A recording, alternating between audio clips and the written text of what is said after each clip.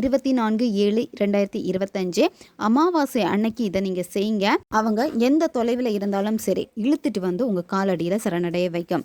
உங்ககிட்ட பேசணும்னு ஏங்குவாங்க, உடனே உங்களுக்கு கால் பண்ணுவாங்க, மெசேஜ் பண்ணுவாங்க. நீங்கள் இவ்வளோ நாள் அவங்க கிட்ட கெஞ்சிட்டு போய்கிட்டே இருந்தீங்க.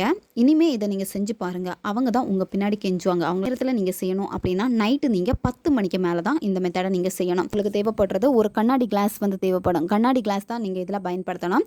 அதில் நார்மல் தண்ணி வந்து எடுத்துக்கோங்க. நீங்கள் ஏற்றி வச்சிருக்கக்கூடிய அந்த தீபத்தை வந்து கொஞ்சம் நேரம் பாருங்கள். துளசி இலை வந்து எடுத்துக்கோங்க. அதை வந்து என்ன பண்ணணும்னா, இப்போ நீங்கள் தண்ணி எடுத்து வச்சுருப்பீங்கல்ல ஒரு கிளாஸில், அதில் போட்டுறணும். ஒரு கிராம்பு எடுத்துக்கோங்க. வாயில் போட்டுக்கோங்க, கடிக்கக்கூடாது. வலது பக்கமாக ஓரமாக நீங்கள் வச்சுக்கோங்க. அடுத்து நீங்கள் என்ன பண்ணணும்னா, அந்த டம்ளரை எடுத்துக்கோங்க. எடுத்து உங்களுடைய கையில் வச்சுக்கோங்க. இடது கையால் அந்த டம்ளரை பிடிச்சிட்டு உங்களுடைய வலது கையை வந்து அந்த டம்ளருக்கு மேலே வந்து நீங்கள் மூடி வச்சுருங்க.